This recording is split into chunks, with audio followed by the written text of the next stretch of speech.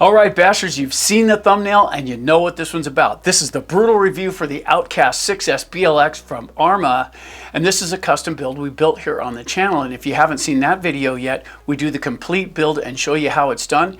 And in the description, we have the parts list for the parts we could find, and that's what we've got in that one. In this video, in the description, we'll have the link to that video so you can check it out if you're interested. Like I say, the parts list is there for what we could get for this. In this video, we're going to take it out, we're going to test it, and we've had this out a lot, so there's a lot of footage to compress.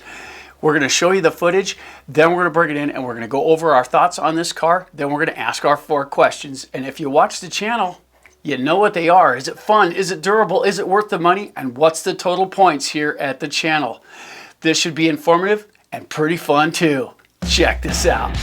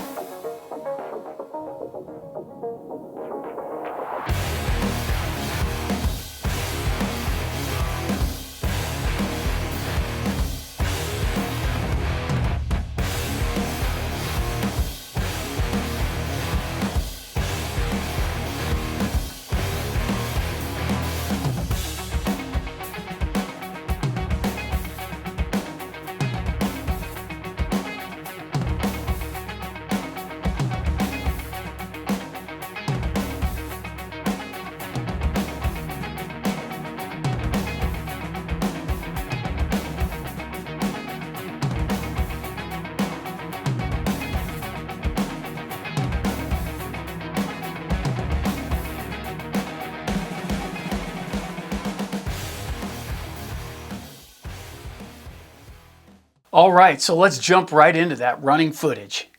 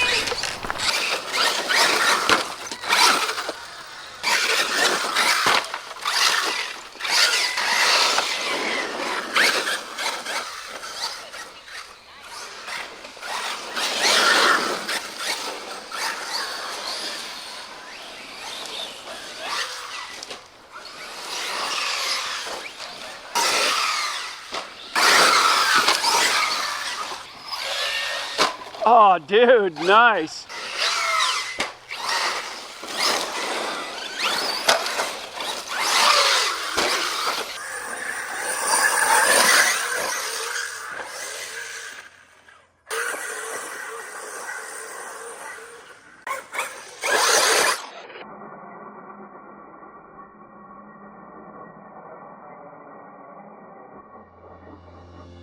All right, so there's the running footage, and we ran this for quite a while. I mean, we had it for months, and we run it a lot, and I was really surprised at how well this thing handled. When we first got the Notorious, and it was blue, we got that one, and it didn't handle all that well. It was sketchy to play with, it didn't steer correctly, it was real touchy, and it was hard to make it do the stuff I wanted it to do, and that's just a box stock one.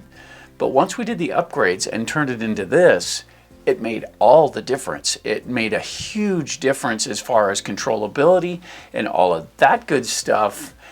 And I credit a lot of that to the tires. This one has the Fire Team tires on it, and those are amazing. It doesn't seem to matter what rig we put them on. We put them on Italians, we put them on the Creightons, and they always seem to handle really well. You have to like the look of them if you're gonna have them, but at the same time, they always seem to work so well on the cars. I think it's an awesome upgrade. Okay, so let's take a minute and talk about this. This is the DX3. This is the radio system that's in it, and it is connected to a 6-channel receiver. But we've been running it with the gyro turned off, so it's not using the gyro. It runs just like it would if it had just a 3-channel, and it's the same deal. So this radio, I'm a real fan of the DX3. This one here works so well as far as instantaneous updating, and what I mean by that is you can just grab the knob here, turn the gyro on and off, full, medium, all the way off. It doesn't matter, you can do that with this. Next to it you can tune the brakes, and I'm a real fan of being able to do that. If you take a look here, you can turn the throttle down to 50, 75%, 100%, so you can adjust how much power you have. So if you have let's say you have this particular car and you want to let a buddy run it, but he's never done this before, you can kick it down to 50% and let him podunk through the yard, and it takes the risk of hurting someone to a lower level. So it's nice to be able to have that, and Arrma likes to, or Spectrum likes to include that in all of these RTRs nowadays, which is a very cool thing. Has your servo reversing here, and it's got your basic settings right there, but what I really like about this one is right here. Right below those 4 is this one. That's the bind button. So this is one of the easiest ones to bind. Let's say you get a Spectrum 315, which is a 3-channel receiver. This is the 315. Well, this is a 3-channel receiver that will match to that. And right here is a little button. You can't hear that click, can you? So this little button, the way this works is, and the 6-channel is the same, so I'm going to show you on this one. So what you do is you push this button down and you turn on the car. Okay, so this will blink. Then you hold this button down and turn on the radio. Just like that, it'll be bound. It's really slick. You don't have to have a loop connector or any of that stuff. Hold the button, turn it on. Hold the button, turn it on. Life is good. You got to run through your basic setup stuff, but that's with all of them, so that's not a big deal. This here is such a good radio as far as RTRs go. The throttle and trigger feel really good. The steering, the spring tension on it is really good. The size is good. It feels substantial in the hand. It's not super light. This one feels, well, it feels real when you hang on to it. It's on the lighter side, don't get me wrong, but it feels real when you hang on to this one. That's why this is the preferred RTR radio that we use here. If it needs a radio, generally I'll stick one of these in it. All right, so let's take a second here and look at the body choices that go with this. And we chose this one for bashing out in the field because this one's really easy to see even at distance. And it's just a cool looking body. However, this one's got some really cool paint modeling on it that makes it really stand out. So this is the one we're going to keep on the shelf so it looks nice when it's in the studio, but you'll always see it with this one. If you take a look at this one, and this is the one we've been bashing, if you take a look at this there's no damage on it. And we pounded this. We've landed straight on it. There's some modeling right here where it seems to have hit the shock tower or the shocks right here. But that's pretty much it. A little elbow grease, a little cleanup. There's nothing wrong with this. It is perfect.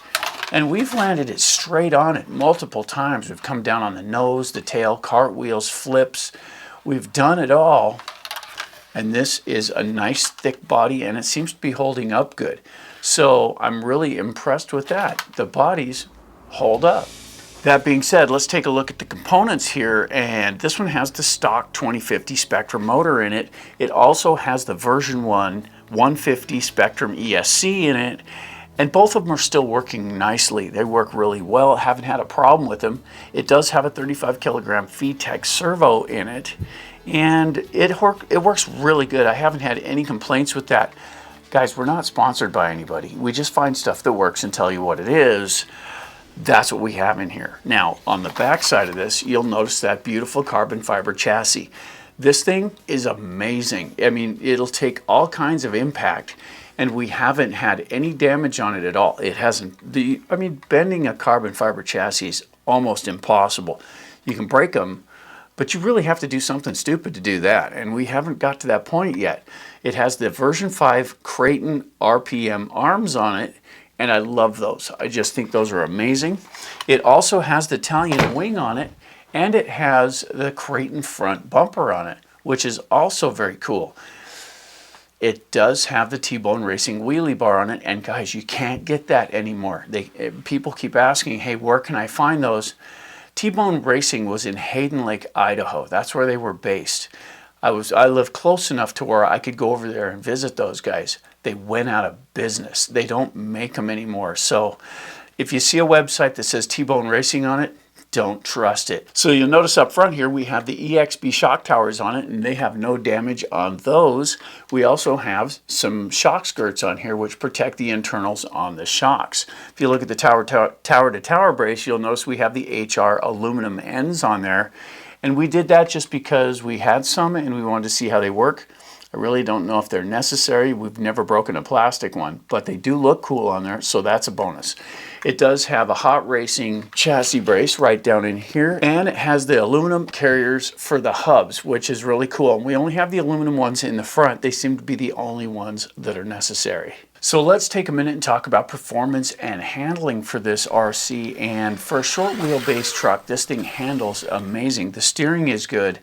And all we did was clean up the bell cranks in there and put that 35 kg servo in it, and it seems to work perfectly. No problems there. It does grip really well when it's jumping, but it seems to be short enough to where you can get on the brakes and plant the front end when you need it to, and it brings it around really nicely. It's just a wonderful truck altogether. Splashing through puddles and stuff is also pretty decent. This thing handled everything with flying colors, and it was really easy to clean up. We did use a little water on it, but keep in mind, if you're going to rinse these off, now we've ran this so many times that it is still dirty, and that's on purpose. The last time we were out, it was dry and dusty. But when we ran it through the puddles, we brought it home and we went through the regular wash. So we carefully wash around electronics. We use simple green and we spray it on all the other stuff and rinse it off. Now that's only the first step. Beyond that, you have to dry it out quickly before things start to rust, and you also have to lubricate and wipe stuff down. It's a long process, but it's really worth it. We didn't do it the last time, and you can see it in the tires, but if I'd have gone through this and done it like we did the first time, it would look brand new. And that's the thing. Once you get it cleaned out and wiped off, then you have to take the wheels and tires off of it, and you have to put it on the bench, and you have to turn the car on and get it moving really slow, and then squirt lubrication into all of the bearings, because they'll have moisture in there, especially when you submerge it the way we did. They'll have moisture down in there, and when that moisture sits, it'll rot those bearings, and you'll have heat and problems in the long run. So always, once you're done cleaning your RC, get some lubrication down in the bearings. That will help more than you can know. All right, so let's get on with our 4 questions. Question number 1, is this thing fun? Guys, this thing's an absolute blast. The way it drives, the speed that it has, just with the stock gearing, all of this was done on the stock gearing. So this thing really did have Lots of snap, lots of torque, and it would pull the front end up. All I had to do was really pin it hard, but at the same time, it was very manageable. It was very planted. When it was soft and powdery, it was still controllable.